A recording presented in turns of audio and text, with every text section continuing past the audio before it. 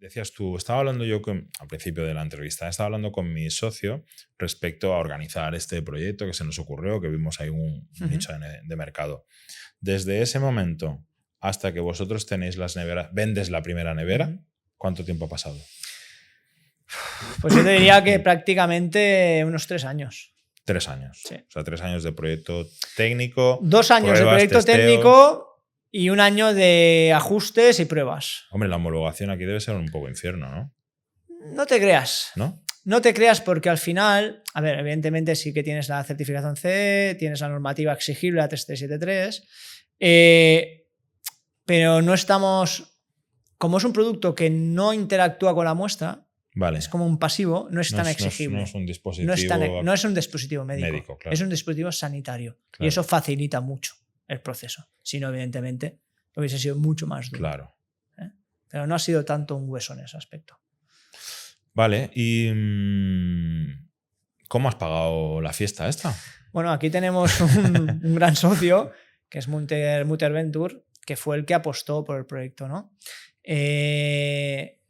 Bueno, fue el que ha puesto el dinero. ¿Ha financiado el 100%? El 100%. Bueno, explícanos primero qué es Mutter. Que no... Mutter, a ver, es un Venture Builder donde lo que hace es apoyar a startups o ideas, generando una startup y empujándola hasta que llega a mercado, sobre todo el primer MVP, ver cómo funciona y invierten si ven que es un producto que tiene futuribles, ¿no? Entonces, vale. Ellos llevan diferentes proyectos y van alimentando a todos esos proyectos para poderlo llevar a mercado, esas soluciones que son más ingeniosas o que son más innovadoras o que cubren una necesidad no cubierta y que ellos entienden que es un negocio, ¿no?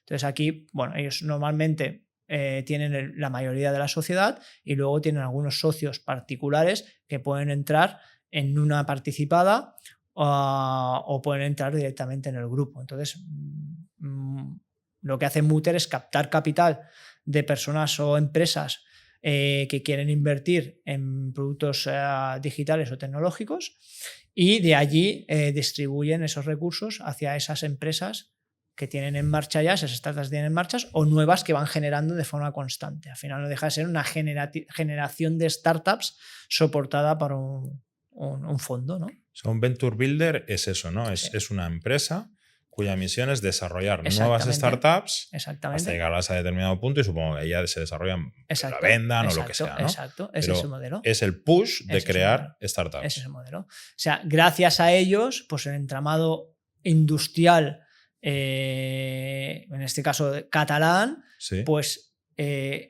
cada día está más al alza, ¿no? Porque al final es necesario, ¿no? Estos puntos o estas ayudas, ¿no? Al final hay gente que tiene ideas brillantes observa necesidades que no están para nada resueltas y tiene una solución, pero que se queda en casa porque al final no tienen la capacidad de ordenarles. Entonces, Mutter lo que te hace es, yo te apoyo, te doy cobertura al principio, te ayuda a investigar mercado, tengo una estructura que te dan unos servicios generales que van muy bien, desde marketing, investigación de mercado, finanzas, administración, legal.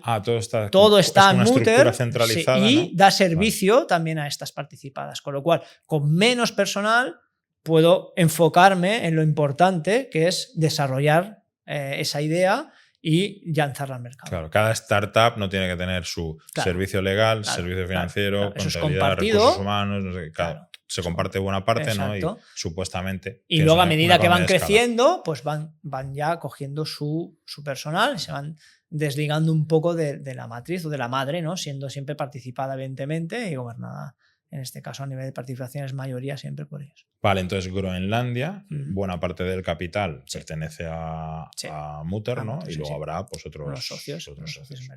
Vale, y en general los inversores, venture capitals y todos estos tienden a huir de los proyectos vinculados al desarrollo de un producto físico, ¿no? ¿Tú te has encontrado alguna problemática? Porque te has encontrado con esta situación de decir, ostras, espera, es que esto no es tan escalable, pues como hacer una app que mañana la tienes colocada en todo el mundo, ¿no? Eso es una realidad. Al final, ¿qué pasa? El proyecto que está basado en software y es 100% digital, pues evidentemente evita todo lo que es el riesgo más tecnológico a nivel de hardware o a nivel de elementos físicos. Lo que pasa que al final, en el caso de Groenlandia, nuestro negocio es el SaaS. La solución de Nuuk es una solución, pero mañana habrá otra solución que apuntará a nuestro SaaS y pasado habrá otra que apuntará al SaaS. Y al final es lo que necesitamos para tener los datos. Pero nuestro modelo de negocio está enfocado a eso. Tú pagas por esos datos y tú pagas por tu hardware. Hay diferentes maneras, tenemos diferentes modelos, ¿vale? Desde que pueda ser rentings hasta que sea compra física, ¿vale? Pero al final nosotros lo que le damos valor y es escalable es la plataforma, donde ellos ven los datos. Y allí es donde nuestros usuarios pagan cada año, cada mes, por usar esa plataforma, y nosotros lo que tenemos es, al final, pues el sistema para que capte esos datos, que es lo que él necesita e interesa. Con lo cual es un híbrido. No es puramente, evidentemente tienes la carga del hardware, porque la tienes, pero luego tienes la escalabilidad del software, que es para siempre. O sea, al final el hardware solo no sirve de nada. Con lo cual tenemos el software, que es lo que verdaderamente le da valor. A mí, al final, yo quiero saber si se ha salido de rango, me da igual cómo lo hagas, ¿no? Sí. Entonces, bueno, pues esto, ya te digo, hoy es esto, mañana puede ser otra cosa, ¿no? Entonces estamos en constante evolución, ¿no? Y todo apuntará a lo mismo sitio, ¿no? Entonces, bueno, ¿por qué no? ¿No? Pero sí es verdad, a veces hay ese freno, ¿no? Sí, suelen... A ver, que lo entiendo, que el desarrollo de hardware es más intensivo en capital, porque cuesta más hacer prototipos, moldes, todo eso es más caro. Es más difícil de escalar.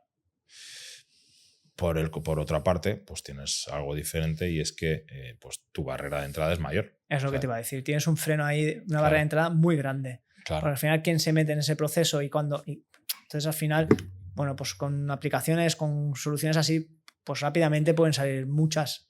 Claro, porque el esfuerzo es mucho más corto, más pequeño. Pero aquí ya tienes que hablar unas cifras y una capacidad de llegar bien, que no todo el mundo tiene. Con lo cual, para mí es un freno de entrada importante. Y si eso es un producto de éxito, el retorno es muy grande. Claro. Es muy grande. Y entendiendo que vosotros originalmente no veníais del sector sanitario, ¿no? Porque vosotros habéis partido de cero. ¿Cómo habéis montado vuestro canal de distribución? Cogiendo gente experta.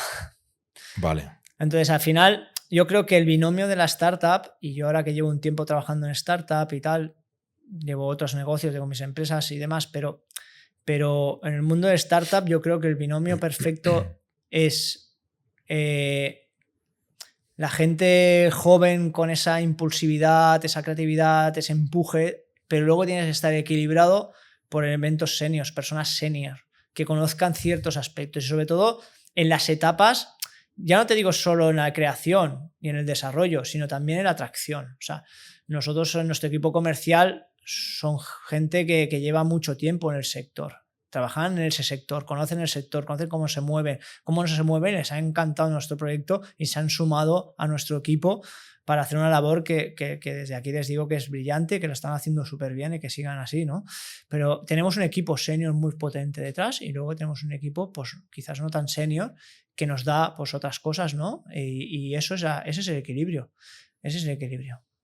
Y vuestro modelo de comercialización a nivel internacional parte por... Entiendo que tendréis distribuidores, ¿no? Porque no puedes... Tenemos agentes. Un canal de ventas... A ver, la idea es, evidentemente, nosotros lo que hacemos es apoyarnos sobre gente que tiene el mercado y que tiene la capacidad de llegar a ese mercado y que nuestra solución interesa. Entonces, eso siempre vamos... El modelo puede ser agente, puede ser distribución exclusiva, dependiendo un poco ya de los acuerdos comerciales que siguen cada uno de ellos, ¿no? Pero sí es así. Nosotros lo que damos es soporte al distribuidor o a la agente, y ellos son los que se encargan de promover, divulgar y comercializar el producto en su región o en su zona o en su país. Entonces nosotros incluso en España tenemos algunos distribuidores geográficamente colocados, aunque nosotros es más fácil suministrar de forma directa, pero tenemos algunos distribuidores. Por ejemplo, en la Comunidad Valenciana pues tenemos un distribuidor que está funcionando súper bien, que están apostando muchísimo y para nosotros vamos con ellos a muerte en todo ese canal y nos están pidiendo otras zonas y se las estamos dando porque al final lo que nos interesa a todos es generar negocio, ¿no? Y nosotros no podemos tener evidentemente personas para todo y nos apoyamos en ellos. Porque el canal de adquisición de esto siempre pasa por una licitación. No siempre. Hay la compra privada. Entonces la compra privada. Si los laboratorios, ¿cómo se llaman? Estos de aquí de Cataluña son muy importantes. Bueno, los que te. Yo qué sé, Echevarne o, sí, o cualquier. Sí, ellos pueden comprar de forma directa sin problemas. O Clínica Quirón, pues quiero que se vaya así. Entonces hay clínicas, hay todo tipo de tipología de cliente, ¿no? Nosotros. Es más, a veces nos han pedido transportar cosas que no está creado para ello, pero nosotros decimos, bueno, se puede transportar. Si tú necesitas el frío y no cumplimos, porque es más. Por ejemplo, tenemos en Chile que transportan muestra de suelo, fango básicamente, y necesitan la temperatura. Bueno, yo no conocía esto y en cambio pues están interesados en esto, ¿no? Hemos para caviar ruso que si una lata se echa a perder pues pierden un dinero, entonces lo querían, el Botox también es importante, no, ahora no todos, pero hay algunos que necesitan tener temperatura controlada. Entonces, bueno, salen cosas que es curioso, pero que nos piden y se nos acercan y dicen, oye, puede ser. Sí, nosotros podemos, evidentemente, podemos suministrarlo, pero está enfocada a temas biológicos. ¿Y desde cuándo empezasteis a vender? ¿Cuánto hace? Pues hará prácticamente 2023 se empezó a comercializar. El año pasado ya se vendió. Se liquidó la serie entera. O sea, la primera serie se vendió el año pasado antes del 31 de diciembre. Y ya no hemos parado. O sea, el año pasado fue 23, a ver, 22 hubieron ventas, pero 1 unidad, 2 unidades, pruebas, tal, muy pocas, pero ya donde está traccionando ya es el 23 y este año 24 tiene que ser un crecimiento grande. ¿Y sabes más o menos cuántas podéis haber vendido? Sí, ahora mismo comercializadas tendremos unas 500, en orden de compra otras 500. Y nosotros estamos en proceso de fabricación de segunda serie unas 500 más y 1000 más que queremos comercializar aquí a final de año. ¿Y eso dónde se fabrica? Íntegramente en Cataluña. Íntegramente en Totalmente. Mataró. No tanto, pero en Vic hay una parte que se hace en Moncada. Ah, mira. Sí. La integración también se hace en Vic. Tenemos distribuidores y proveedores todos locales. No se hace nada que no sea fuera de... Bueno, también porque en su momento era importante tener el control de cómo iban las cosas, de bueno, tener la proximidad. Bueno, nos daba confianza y luego pues a nivel de, pues evidentemente siempre miras pues que sean capaces y estén a precio correcto, ¿no? Claro. Y los encontramos aquí los partners y vamos con ellos y a día de hoy seguimos yendo con ellos. Bueno, entiendo que tienen mucho ensamblaje, ¿no? Pero fabricar tiene muchas piezas que tengas que... No, fabricar... moldes, tienes un molde grande de PP, luego tienes inyección de plástico, tienes 2 o 3 moldes pequeñitos y luego lo que tienes es la electrónica fabricada a medida, que sí que la fabricamos y el ensamblado. O sea, tiene mucha parte intensiva de montaje, es más de montaje, ¿no? Pero a nivel de inversión como tal en útiles y en moldes no tanto. Claro. Es más lo que es el coste de ensamblado, verificación. Nuestra planta está preparada, bueno, la planta que nos monta está preparada para verificar y cada una de las NUCs sale 100% verificada.